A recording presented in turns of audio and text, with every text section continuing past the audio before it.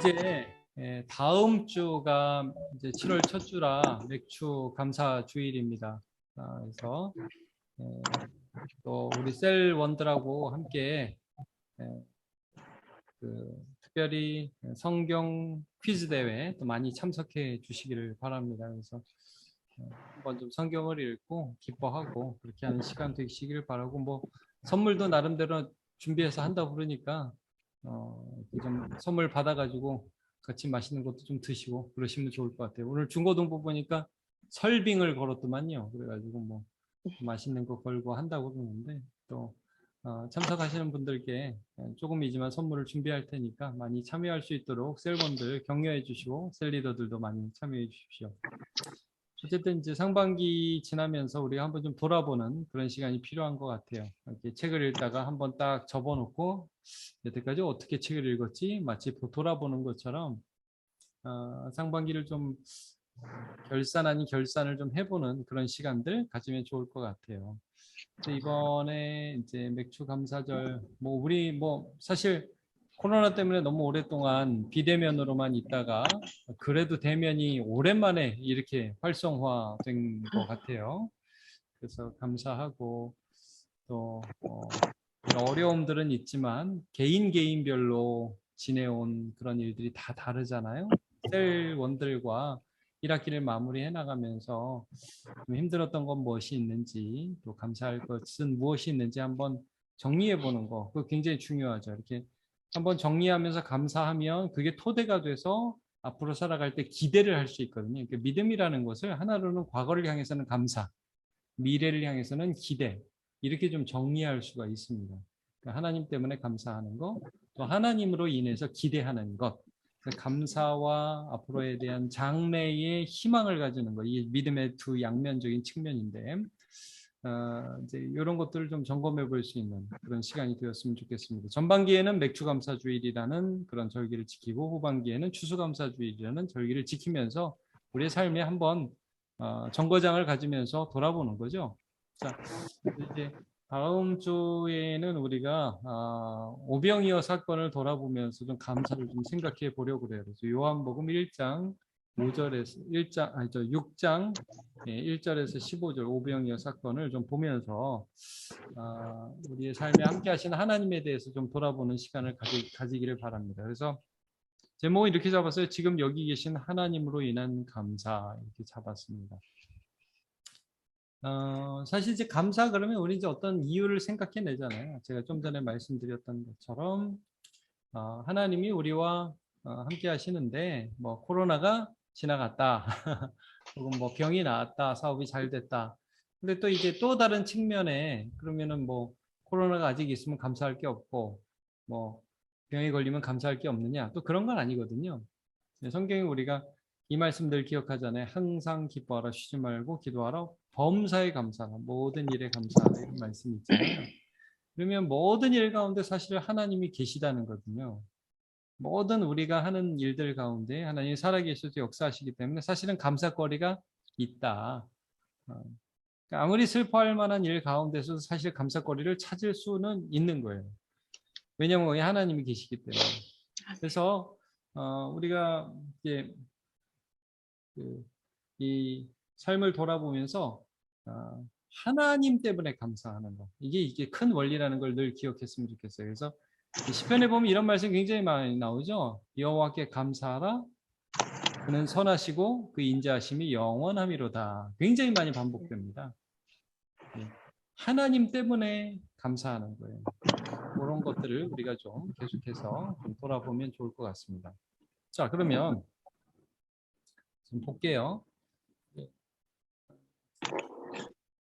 도입은 2022년 상반기를 보내면서 좀 힘들었던 일 무엇이 있는지, 그리고 또 그 속에서 뭐 꼭 힘든 것뿐만 아니라 힘든 거건 또는 뭐 하나님이 반전의 역사를 이루어 주셨건 간에 어쨌든 그 속에 감사의 제목이 있다면 나누어 봅시다 해서 셀리더들이 한번 먼저 정리를 좀 해보면 좋을 것 같아요. 셀원들과 난 이런 일들이 있었는데 참 하나님이 개입하셨기 때문에 이런 감사가 있다 하는 것들을 좀 셀원들과 나눌 수 있도록 셀리더들이 미리 한번 준비해 주시면 또 자연스럽게 학생분들도 이런저런 부분에서 자신들의 감사를 나눌 수 있을 것 같습니다. 자, 그러면 이제 요한복음 6장 1절에서 15절 이제 오병이어 사건이거든요. 그 오병이어 사건 속에서 우리가 어떻게 하나님 앞에 좀 감사할 수 있는 제목들을 좀 찾을 수 있는지를 좀 살펴보도록 하죠. 제가 뭐 다 읽지는 않겠습니다. 근데 이제 문제를 좀 보면서 보도록 하죠. 자, 우리는 항상 부족함을 경험하며 살아갑니다. 자, 뭐 풍부했던 적은 별로 없죠. 우리 항상 부족한 것들이 많고 어려운 것들이 많죠. 자, 이게 왜냐하면 7절에 이런 말씀이 있어요. 너무너무 많은 사람들이 모이는데 예수님이 빌립을 시험하신 거예요. 저녁이 되어오고 날이 저물어가고 동네는 멀고 먹을 것은 없고 백성들은 지쳐 있는 상태에서 예수님 이렇게 물어보십니다. 5절이죠. 우리가 어디서 떡을 사서 이 사람들을 먹이겠느냐 이런 질문을 빌립에게 하십니다. 이게 시험하는 거라고 그랬어요. 테스트. 이게 죄짓게 하는 게 아니라 템테이션 유혹이 아니라 그냥 빌립의 믿음을 테스트하는 거죠. 그러니까 우리도 마찬가지죠. 요즘 이렇게 힘든 시대에 어떻게 살까? 어떻게 살아? 빌립의 대답을 한번 보세요. 7절 빌립이 대답하여 하되 각 사람으로 조금씩 받게 할지라도 200데나리온의 떡이 부족하리이다. 이런 말씀을 합니다. 그러니까 부족하다 이게 없다 이거예요. 이게 굉장히 맞는 말이거든요. 조금씩 받아도 200데나리온의 떡이 부족합니다. 틀린 말이 아닙니다. 근데 이제 여기서 우리가 우리의 현실적인 대답을 사실 찾는 거예요. 없습니다. 민수기 20장 5절에는 어떤 부분들이 나와 있느냐 한번 보시겠어요? 민수기 20장 5절. 자, 한번 보죠. 민수기 20장. 네, 제가 좀 읽어볼게요. 너희가 어찌하여 우리를 애굽에서 나오게 하여 이 나쁜 곳으로 인도하였느냐. 이곳에는 파종할 곳이 없고 무화과도 없고 포도도 없고 석류도 없고 마실 물도 없도다. 하여튼 죄다 없답니다. 근데 이게 틀린 말은 아니거든요. 맞긴 맞아요. 죄다 없어요. 근데 누가 있냐면 하나님이 그들과 함께 계시잖아요. 예. 근데 이게 안 보이는 거예요. 지금 이제 빌립도 똑같은 거죠. 야, 여기 지금 광야 빈들인데 날은 어두워져 가고 산에 지금 사람들이 나하고 함께 있는데 먹을 게 없다. 뭐 예수님 질문이 그래서 어디서 떡을 사냐? 그러니까 빌립의 대답은 조금씩 걷어도 부족합니다. 안 됩니다. 이거는 안 되는 겁니다. 근데 지금 거기 누가 계셨냐면 예수님이 계셨잖아요. 사실 이제 그걸 테스트한 거예요. 그러니까 우리도 보면 없고 그러는데 우리 가운데 지금 누가 계시냐면 예수님이 계시다. 이걸 우리가 인식할 수 있어야 되는데 우리는 자연적으로는 그게 안 보이니까 느껴지지 않으니까 이제 없다라고밖에 고백을 못 하는 거죠. 근데 재미있는 건 이 오병이어 사건에서 여기 보시면 그 요한복음 6장에 중간에 좀 생뚱맞게 이 구절이 있어요. 4절. 한번 4절 보세요. 마침 유대인의 명절인 6월절이 가까운지라. 요거 이제 다른 공관복음에는 없고 이 요한복음에만 이 구절이 들어있어서 나중에 보시면 예수님이 사실은 오병이어가 가리키고 있는 생명의 떡이 자기 자신이라는 걸 알려주시거든요. 네. 6월절이 뭐냐? 6월절이 이스라엘 백성들이 이제 이집트에서 나올 때에 하나님께서 그들을 꺼내 주시면서 예수님에 대한 예표, 6월절 어린 양에 대한 예표가 거기 나오는데 피를 바르는 것도 중요하지만 또 뭐예요? 어린 양 고기를 먹죠. 네, 어린 양의 고기를 구워서 밤새도록 이제 먹고 출발하는 거예요. 그들의 힘과 능력이 되시는 거죠. 그들의 참된 양식이 되는 예수님이 그 가운데 계시다는 예표가 이 구절에 싹 들어가 있는 거예요. 근데 이제 6월절에 성취이신 예수님과 함께 있으면서도 예수님에 대해서 전혀 인식하지 못하는 그런 모습들을 좀 보게 되는 거죠. 자, 그러면 그러나 6월절 어린 양 예수 그리스도가 늘 우리와 함께 계십니다. 늘 부족하지만 늘 예수님과 함께 계시다. 오병이어의 사건을 보면서 나는 어떤 모습에 가까운지 살펴봅시다. 우리 자신을 돌아봅시다. 이렇게 문제를 봅시다. 사실 1번 문제 다음 주 설교의 내용이 전체가 들어있다고 해도 과언이 아니에요. 제목이 이거잖아요. 지금 여기 계신 하나님으로 인한 감사. 아, 하나님 지금 내 옆에 계시지. 나와 함께 계시지. 없고 힘들고 어려워서 죽을 것 같지만 하나님이 계셔서 감사할 수 있는 이유가 된다 이거죠. 자, 많은 백성에게 사줄 떡을 구할 돈이 없기 때문에 불안한 빌립. 자, 이게 보통 사람들의 모습이죠. 예. 근데 이제 그때 하는 예수님이 참 이 재밌는 게 예수님이 갑자기 야 내가 줄 수 있어. 갑자기 막 손에서 막 떡이 촉촉촉촉 나가고 이렇게 되면 더 멋있을 것 같아요. 제 생각에는.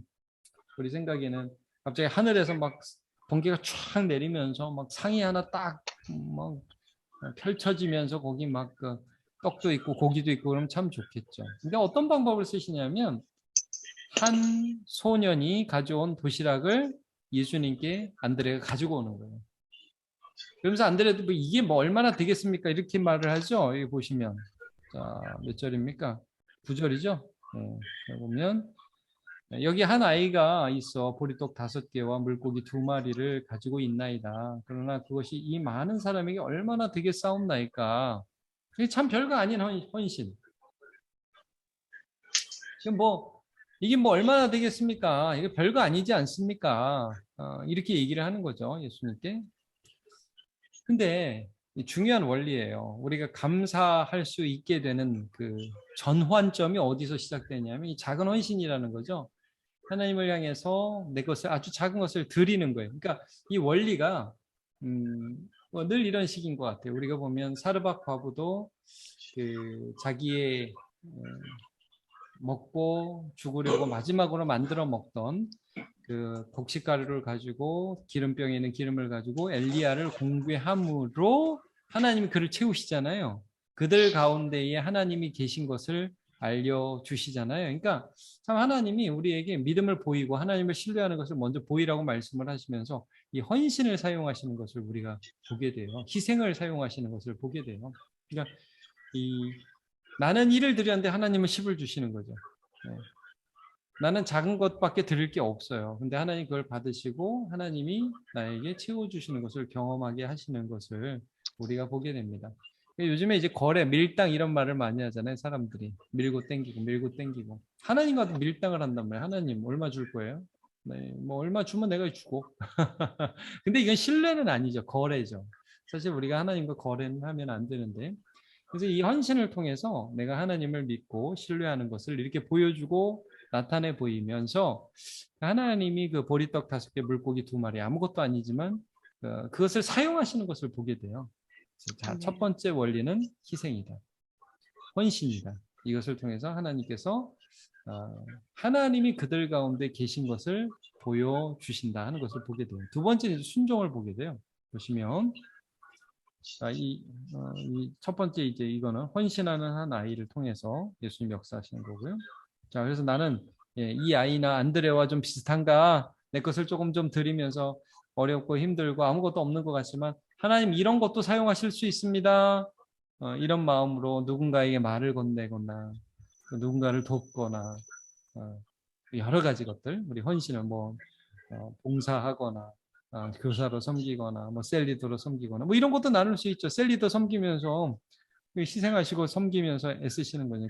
그러면서 하나님이 내게 주시는 은혜를 말씀하면서 우리 셀원들한테 정말 교회의 작은 부분이라도 섬길 수 있는 삶을 살아가도록 격려하는 것도 아주 좋은 역할이라고 생각이 들어요. 자, 3번 보시면 예수님의 명령에 순종하여 떡 5개와 물고기 2마리를 무리에게 나누어 주는 제자들. 이 마태복음 14장 19절을 한번 보면 이 순종의 예를 드는데 요한복음엔 이게 좀 잘 안 나와요. 근데 마태복음을 한번 볼게요. 14장.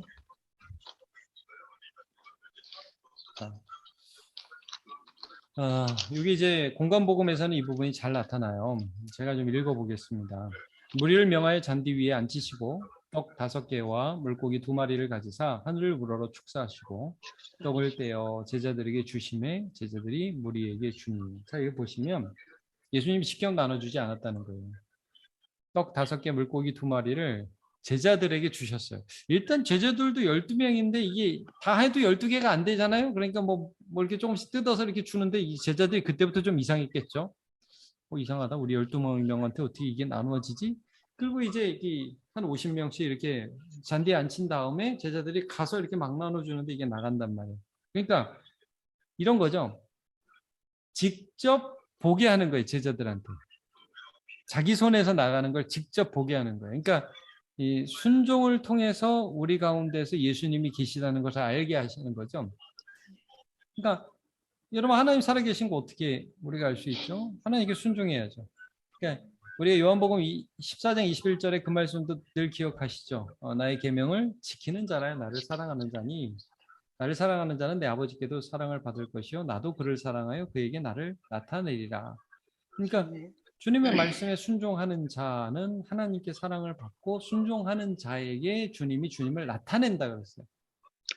그러니까 예수님 때문에 감사할 게 뭐 있어? 아무것도 없는데. 아니 예수님이 계시다고. 우리 가운데 예수 그리스도를 주신 하나님 아버지가 함께 계신다고. 그럼 그걸 어떻게 우리가 알 수 있느냐? 첫 번째 희생을 통해서라고 그랬어요. 두 번째 순종을 통해서요. 하나님이 하라고 하신 일들을 하면 이게 뭐고 이거 해서 뭐가 변하는데 이런 생각이 드는데 희한한 거예요. 이거는 진짜 뭐 경험해 본 사람만 아는 거죠. 하나님의 선하심을 맛보아 알지어다 그랬는데 아니 그 요한복음 2장에 하인들도 물을 떠서 일단 연회장에 저희 손님들한테 갖다 주라고 그러잖아요. 물을 떠서 갈 때는 물이었는데 가고 나서 보니까 포도주.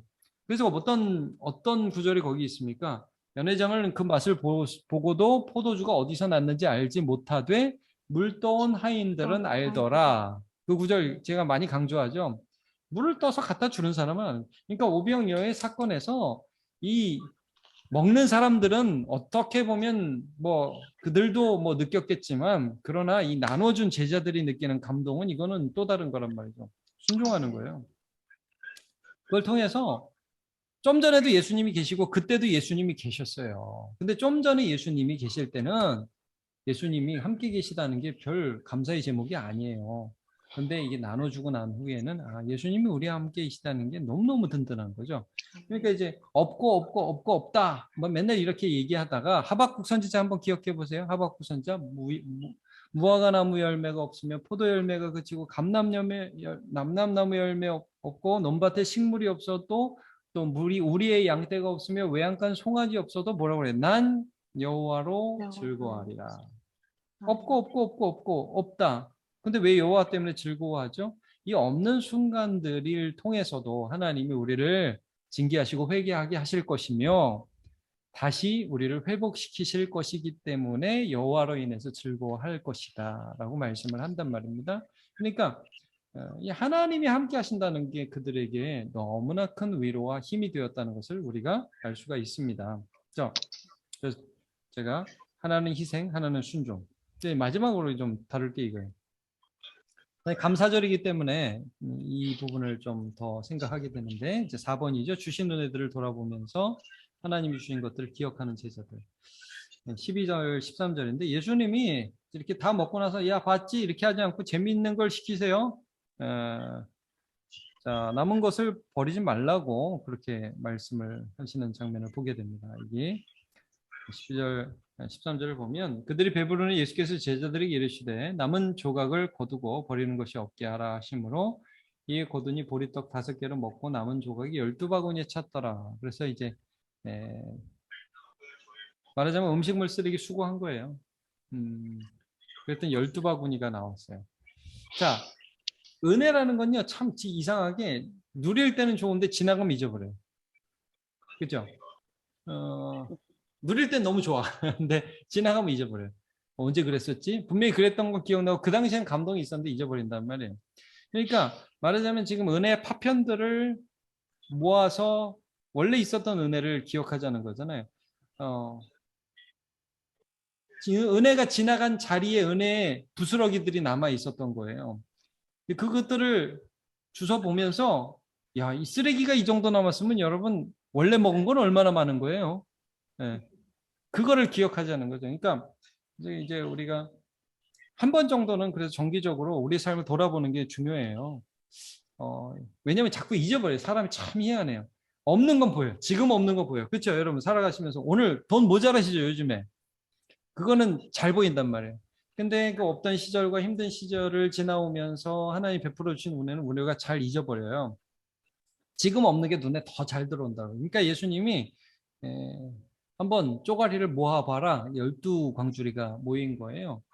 그래서 저는 좀 그런 의미에서 한번 뭐 세로원들하고 상반기를 좀 돌아보는 시간들, 뭐 가족끼리 한번 좀 생각해보는 시간들 이런 거 굉장히 유익하죠. 그러면서 하나님이 그때 어떤 은혜를 베풀어 주셨지? 참 없고 힘들었는데 어떻게 이때를 지나가게 하셨지? 참 감사하다. 이런 걸 생각해 보는 시간이 중요한 거예요. 그러니까 이 은혜는 지나가요? 한번 없어요. 그럼 남은 거라도 한번 생각해 보려. 뭐가 남았는지. 그래서 저는 이게 좀 이런 것도 이제 저번에도 우리 교회에서 그 대대적으로 한번 쓰레기 버렸어요. 아시는지 모르겠는데 그 뭐 지하실에 옛날에 쓰다가 남은 그 창고에 갖다 놓은 것들이랑 뭐 이번에 어린이집 회원하면서 남은 것들이랑 뭐 그 전에 쌓아둔 것이랑 대대적으로 이번에 쓰레기를 버렸는데 아유 쓰레기가 얼마나 많이 나오는지 몰라요. 그 쓰레기가 많이 나온다는 얘기가 뭐죠? 그만큼 많이 썼다는 얘기예요. 이게 참 이게 우리가 어떤 면에서는 이 남은 것들 쓰레기를 보면서도 은혜를 받을 수 있어요. 아, 내가 언제 이런 것들을 그렇게 많이 쓰고 무슨 일들을 그렇게 많이 했지? 제가 예전에 한번 말씀드렸죠. 제 이모님이 냉장고 보고 은혜 받아서 주저앉아서 펑펑 우신 적이 있다고. 사실 냉장고라는 게 이제 우리나라에 보편화된 게 그렇게 오래되지는 않죠. 80년대부터 냉장고가 이제 보급되기 시작했으니까 제 기억에 그래. 제 초등학교 때 어느 날 우리 집에 냉장고가 생겨서 제가 너무 좋아했던 기억이 나거든요. 그러니까 그러면서 뭐 냉장고 텅텅 비어 있고 한두 개 들어 있고 그런 시대가 있었어요. 근데 뭐 요즘엔 집집마다 얼마나 냉장고에 음식물들이 많이 있습니까? 그게 은혜 받을 수 있는 하나의 근거가 됩니다. 그런 걸 보면서 역으로 하나님이 이렇게 많이 주셨구나. 옷 정리 해보셨어요? 옷 정리? 살이 불어가지고 옷을 어느 날 막 막 이렇게 버려야 되는 그런 상황들. 그러면 내가 언제 이런 것들을 또 입을 수 있게 됐고 가지게 됐지? 이런 걸 경험하게 된단 말이에요. 그러면서 우리가 참 감사하구나. 나의 삶에 하나님 관여하시고 간섭하셔서 채워주셨구나. 그것들의 이 잔재들이 이렇게 많이 있구나 하는 것들을 깨달을 수가 있는 거죠. 그러니까 12바구니를 한번 모아봐야 돼요, 우리가. 그러면서 하나님을 기억해. 뭐 음식물 재활용하기 위해서 이거 12바구니 주워서 뭐 하겠어요? 그 먹던 거 다시 먹어야 될까? 물론 옛날 사람들이랑 먹었을 수도 있지만 그러나 은혜를 기억하는 그런 효과가 있는 것이죠. 이제 우리가 다음 주가 이제 7월 첫 주입니다. 우리의 삶에 하나님의 은혜가 어떻게 흘러 넘쳤는지 지나갔는지 한번 기억하면서 감사하는 시간 되셨으면 좋겠어요. 정리하면 이겁니다. 감사란 상황에 따른 감사가 아니에요. 오늘 뭐 이게 있으면 감사하고 내일 저게 없으면 감사 안 하고 그런 게 아니에요. 그 모든 상황에 하나님이 계시다는 거예요. 그런데 어떻게 그 하나님 앞에 감사할 수 있는지 구체적인 방법은 뭐였어요? 희생과 순종. 네. 하나님 앞에 드림으로 또 하나님 말씀에 순종함으로 우리의 삶에 하나님의 은혜가 이렇게 흘러가는 거예요. 우리가 통로가 되는 거예요. 이게 너무 감사하죠. 근데 우리가 또 잊어버려요. 그래서 하나 더 어떻게 또 우리 감사해야 되느냐? 세워보는 거죠. 조각을 거두어 보는 거죠. 은혜의 쪼가리들을 한번 계산해 보는 거죠. 그러면서 이런 것들이 우리에게서 흘러갔구나. 참 감사하다. 힘들고 어려운 시간 많았지만 그 은혜가 더 커서 오늘 우리가 이 자리에 있습니다. 그런 것들 좀 다시 생각해 볼 수 있는 맥주 감사절 되시기를 바랍니다. 네. 그렇게 하고요. 참. 그래서 뭐 2번을 간단하게 해야 되는데 이거는 1번의 내용이 다 들어가 있기 때문에 2번 예수님은 제자들에게 남은 조각을 거두라고 명하십니다. 이걸 이제 좀 강조해서 보는 거예요. 받은 은혜는 이미 사라졌지만 남은 것을 보면서 오히려 은혜를 기억할 수 있습니다. 내게 남은 은혜의 조각들이 무엇입니까? 그래서 요거는 좀 한번 해보세요. 가족들을 보면서 어려움 속에 베푸신 은혜. 참 애들 크는 거 보면서 그런 생각 많이 나고 야, 이건 뭐 내가 한 거 없는데 애들이 어떻게 이렇게 컸냐. 출간 자녀들 보면서도 여러 생각이 드실 거예요. 손주 보면 더 그러실 것 같고. 예. 힘든 부분들이 있었지만 그러나 하나님 은혜를 기억하시고 가끔 집을 정리하면서 옷 뭐 가재도구 뭐 쓰레기 치고 냉장고 치고 옷장 정리하고 이러면서 통장을 쭉 돌아보면서 한번 통장도 한번 보세요. 어떤 일이 있었는지. 그러면서 하나님의 은혜를 좀 느껴보는 그런 시간이 있었으면 좋겠습니다. 마치면서 이집트에 탈출한 백성들은 광야에서 없고 없으며 없다 늘 이런 불평을 하면서 모세를 향해 원망했습니다. 하지만 하나님은 그들 가운데 계셨고 그래서 홍해를 가르쳤고 만나와 메추라기를 주셨고 반석에서 물을 내셨습니다. 여전히 부족한 삶을 살지만 우리 가운데 지금 살아계신 하나님을 믿으며 감사하는 주의 백성으로 살아갑시다. 이렇게 되시기를 바랍니다. 네, 제가 기도하고 마무리할게요. 하나님 감사합니다. 이제 다음 주면 7월입니다. 맥주감사주의를 맞이하게 됩니다. 우리의 삶을 돌아봅니다. 하나님, 연약하고 부족하지만 우리의 삶에 관여해 주시고 은혜 주셔서 너무너무 감사합니다. 하나님을 사랑하고 의지하며 위기의 때를 믿음으로 잘 넘어갈 수 있도록 함께하여 주시옵소서. 그리고 하나님 그 가운데에서 하나님이 베푸신 은혜들을 경험하기 원하는데 희생과 헌신, 순종으로 경험하게 하여 주시옵소서. 그리고 하나님 우리의 삶을 잘 돌아보면서 무엇이 남았는지를 보고 그 남은 것을 보면서 얼마나 많은 은혜들이 우리를 훑고 지나갔는지를 다시 한번 기억하고 하나님을 찬양하고 감사하고 영광 돌리는 주의 백성이 되게 하여 주옵소서. 주님의 이름으로 기도합니다. 아멘. 아멘.